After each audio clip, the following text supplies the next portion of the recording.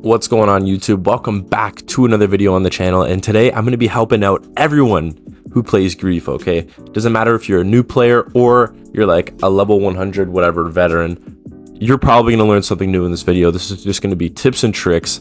Trust me, you guys want to stick around. So without further ado, let's just hop right into it. So the first tip that I have for you guys is really important. So I'm sure you guys know about shock charges, right? And how shock charges could be used to stun people. But did you guys actually know you can prevent people from using self revives when they're downed by shock charging them? Here, watch this. As you can see, this guy is down and he has a self revive because we would have won the game if he didn't. He's the only one alive. And I keep shock charging him near this table and I keep buying more and shock charging him. This is super important because you could basically just prevent someone from ever reviving themselves. And this has actually saved me in so many different games. So make sure to do this one. This is like one of the most important tips in order to leave someone so that they cannot revive themselves, because they cannot revive themselves or other people. The very next tip that I have for you guys is on the weapon carousel. This one is very annoying. This is super annoying Grief. And the way that you can actually counter this one is by buying a weapon on the wall or the mystery box. And right before the weapon carousel is you're about to lose it, you essentially just go over, purchase the weapon from the mystery box or whatever, leave the weapon that you want to save on the ground. So let's just say you want to save your GS45s, you leave it on the ground, and then you just train around it for like 40 seconds until the weapon carousel is over. Then you go over, pick up your weapon on the ground, and then you're good. So I recommend doing this more at a wall buy because the mystery box is going to be kind of crowded with people. So maybe at a wall buy is a bit better. It's a little bit more like incognito, but yeah, man, trust me, this one has saved me a couple times. Just gotta hope and pray that no one comes over and steals the weapon, but you should be good. Normally this hasn't really happened to me, and hey, you know, it's a good enough chance that you're going to get your weapon anyway, so it's really good to do. The very next tip that I have for you guys is, most of you guys maybe know this one, and that is using the Cali sticks. Okay, these Cali sticks are absolutely broken. I used to use the drill when the game first came out, but I learned that the Cali sticks just hit so fast. They're the only weapon in the game to hit insanely fast. That's what it says in the description, and they do pretty good damage. Like, it's still a one-shot kill if you get it upgraded with melee macchiato and you pack a punch and upgrade its tiers. It is still a very valuable weapon, and it can be used to absolutely just bully people, as you guys will see in a bit. Basically, these things will hit so fast you can out-hit anyone who has any other weapon. They are very powerful, and especially if you use the right augments, you can make an absolutely insane class with it. Okay, the very next tip that I have for you guys is getting a free max ammo every single vermin round. And how this one basically works is, essentially during the max ammo round, everyone's going to be killing the guys, right? The vermins, or whatever, the spiders and the parasites. But basically what you're going to want to do is you're going to want to leave a parasite or a spider alive, and you're going to want to go to a very secluded part of the map. So this could be like in a corner area. It might be harder on some of the more small maps, but find an area where there's no one around you, and you're basically just going to train one of these spiders around with you in a little circle, and wait until you stop hearing anyone else shooting. That is basically a cue for that, hey, this is going to be the very last guy, and then you can kill him and you'll most likely get the max ammo. If he's the last guy, you'll get the max ammo every time, right? So this one is very important because stealing the max ammo from the other team, not allowing them to get the max ammo, is very helpful, because anyone who's running a weapon on their team is going to have to go purchase ammo, and they might not be ready for the next round, which will be like some sort of Grief round, like where you have to capture the point. So it's very important to do this. Gives your team a max ammo, and it prevents them from getting the max ammo, and it's overall really good. I haven't really seen anyone been doing this one, so it's pretty inconspicuous. People don't really know about it, and it's super helpful. So yeah, just a reminder, get a vermin in a corner somewhere and train him around until you stop hearing gunfire, or you can communicate with your team. The teammates might say, oh yeah, there's no more guys left. You kill your last guy, get the max ammo, and the other team doesn't get it. Okay, the very next tip that I have for you guys is kind of a small one. It's sort of when you're getting griefed by someone and you're trying to grief them back. One quick tip that you can do is essentially crouching. So if, let's just say you're getting spammed by someone, you can actually crouch down, and it'll stop them from hitting you for a little bit, and you can get a little bit of momentum away from them and then start spamming them, and then they're going to be stunned for a bit and maybe hit into the zombies. Very helpful if you're trapped in a corner and someone's spamming you, and you can just crouch really quickly, and then the guy won't be able to hit you. He'll be thrown off. Very helpful. I'm telling you, just crouch or lay down so that they can't hit you anymore. It's super helpful. Okay, the very next tip that I have is sort of something that you have to do right as you hop into the game. It's something you sort of have to remember, and that is essentially making sure to get all the extra shit that you can get in the game. So what I mean by this is, Firstly, laying down beside perk machines, okay? You can do this between the Wonder Fizz and all the rest of the perk machines on the map. As soon as you spawn in, it should be your #1 priority to lay down beside these perk machines, because you can just get a free 100 points. And as well as in some of the other maps, you can go ahead and destroy the boxes. Like there's some boxes on Citadel de Mor, there's some boxes on Shattered Veil, and there's the Dark Ether crystals on the Tomb and on Liberty Falls. So make sure whenever you're playing these maps, look around for these little areas where you can go to get some free shit, either free salvage from the crystals, or you can get free points, obviously, from laying down beside the Wonder Fizz machine and the rest of the other machines.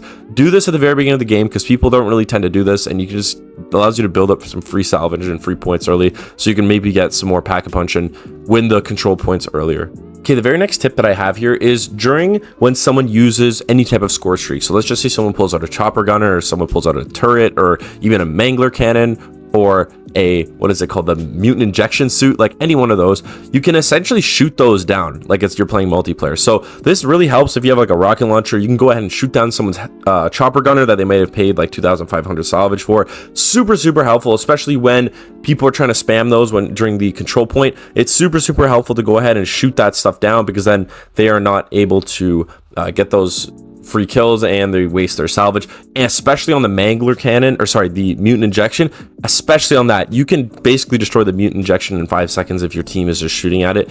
It's super helpful to do this. Make sure you destroy any of their score streaks. It'll give you free points, it'll make the enemy team mad, and it'll stop them from getting kills. This is a super helpful tip, and just keep an eye out whenever you guys are playing your game.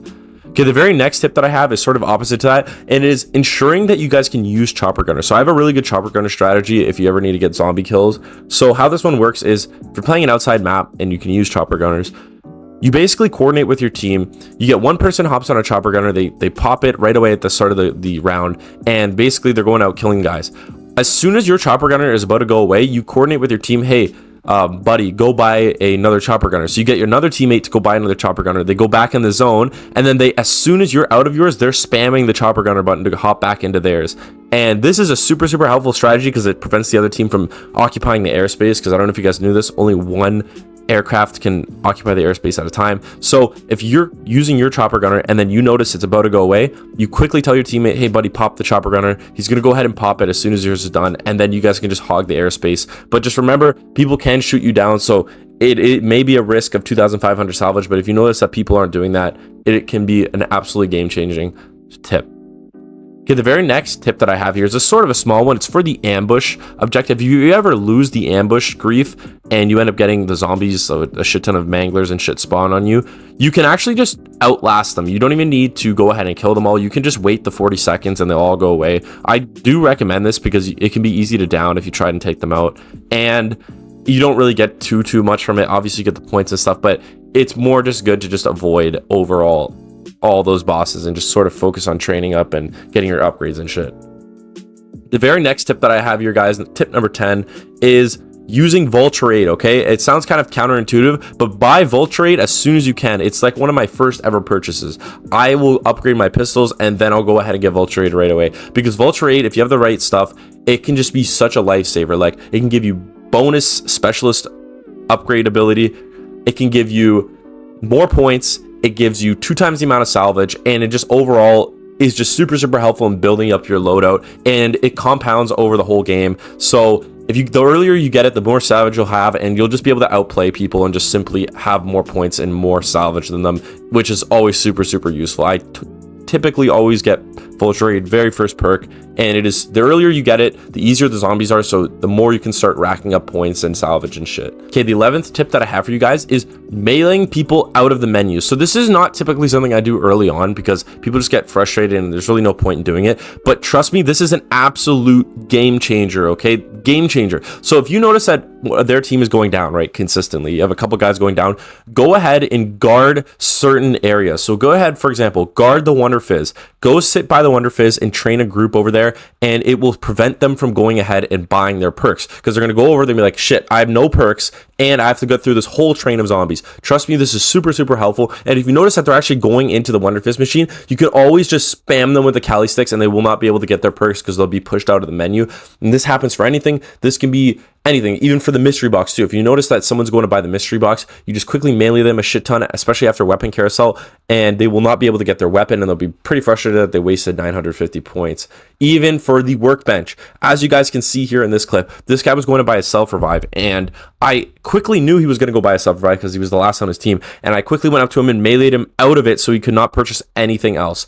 This is a super, super helpful tip, and it is super annoying because people are like, hey, I'm just going to go buy my perks and everything's going to be good. But then when you go ahead and prevent that, they start to panic and they start to go down. It's a super, super helpful tip. And obviously preventing people from getting their perks back after going down is obviously super insane. So make sure to do this one. It is super, super helpful. Okay, the very last tip that I have for you guys is on Terminus. It's a Terminus specific tip, and it is about utilizing the environment, okay? Because there's water on these maps, you can really easily fuck people with it, especially on the island map. So what I like to do is when people jump into the water, which is sort of annoying on the power room map, it's really annoying to counter this. But basically people jump in the water, you can actually coordinate with your team because there's only 2 ways to get out of the water. You can actually coordinate with them to go ahead and sit at the edges of the water to keep pushing them back in so that the gas goes ahead and kills them.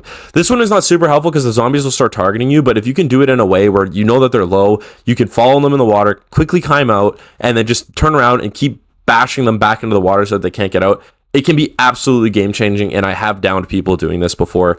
And even in the island map, this is more deadly because you can actually go ahead and get a team. If you notice that there's only one guy left, you can bully him out of the water, out of the map, and he'll eventually bleed out and die out there, and it could be absolutely game changing because they're not going to be able to get the teammates are not going to be able to go ahead and get them. So as you guys can see here, I pushed this guy completely out of the map. He went out of bounds and he died. But other than that, ladies and gentlemen, thank you guys for clicking on this video. I hope you guys will find some use out of these. I know you will if you actually apply them all. And let me know if you guys want to see more grief videos. I'm planning on uploading more. I've played a shit ton of this mode. It's been so fun. And we're so close to 500 subscribers, so make sure to leave a like, subscribe, all that stuff. And I will see all of you very important people in the next video. Peace.